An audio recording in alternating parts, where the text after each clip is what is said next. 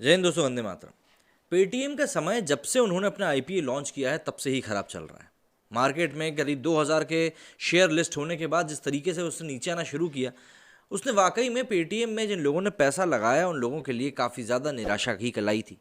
लेकिन ऐसे में पेटीएम ये उम्मीद जता रहा था कि भाई आने वाले समय में इसके शेयर के प्राइस ऊपर ही जाएंगे।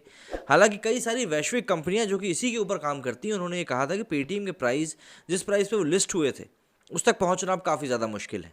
अब ऐसे में मीडिया रिपोर्ट्स की अगर माने तो आरबीआई ने एक बहुत बड़ी एक फैसला लिया है, जिसके तहत पेटीएम अब नए ग्राहकों को नहीं जोड़ सकेगा। और ये बात वाकई में अपने आप में काफ़ी चौंकाने वाली इसलिए क्योंकि पेटीएम कोई छोटी मोटी कंपनी नहीं रह गई है। पेटीएम पेमेंट बैंक भारत का एक बहुत बड़ा एक कारोबारी हिस्सा बन चुका है।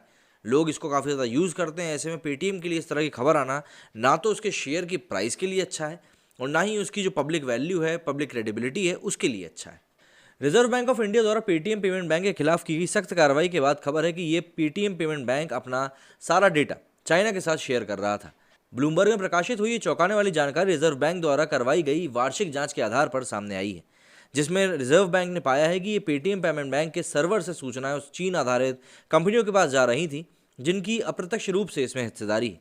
आरबीआई का कहना है कि सभी पेमेंट कंपनियां जो देश में ऑपरेट हो रही हैं उन सभी का ट्रांजैक्शन डेटा लोकल सर्वर पर स्टोर होना चाहिए, लेकिन पेटीएम पेमेंट बैंक के केस में ऐसा नहीं हो रहा था। हालांकि इस बीच ब्लूमबर्ग की रिपोर्ट को पेटीएम बैंक द्वारा खारिज कर दिया गया है। उनका कहना है कि रिपोर्ट में चीन को डेटा शेयर करने वाला दावा पूर्णतः गलत है। वो कहते हैं कि पेटीएम पेमेंट बैंक देश में फैला बैंक है। ये भी अन्य बैंकों की तरह आरबीआई के डेटा लोकलाइजेशन रूल्स को फॉलो करता है। जो भी इसका डेटा है वो सब देश में ही है। उनका विश्वास डिजिटल इंडिया प्रोग्राम में है और वे इसे बढ़ावा देने के लिए प्रतिबद्ध हैं। बता दें कि पेटीएम पेमेंट बैंक एक पेटीएम और विजय शेखर शर्मा का जॉइंट वेंचर है। जाहिर सी बात है, चाइना के अलीबाबा ग्रुप होल्डिंग लिमिटेड और इससे जुड़ी जैकमा की आंट ग्रुप कंपनी ने पेटीएम के शेयर लिए हुए हैं।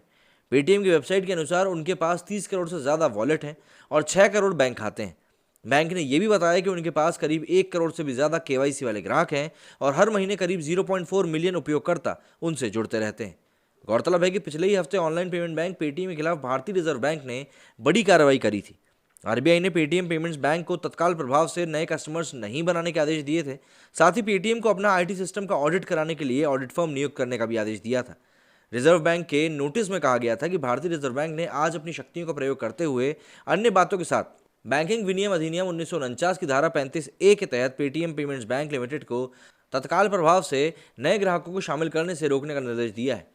बैंकों को अपने आईटी नियमों का व्यापक सिस्टम और ऑडिट करने के लिए एक आईटी ऑडिट फर्म नियुक्त करने का भी निर्देश दिया गया है।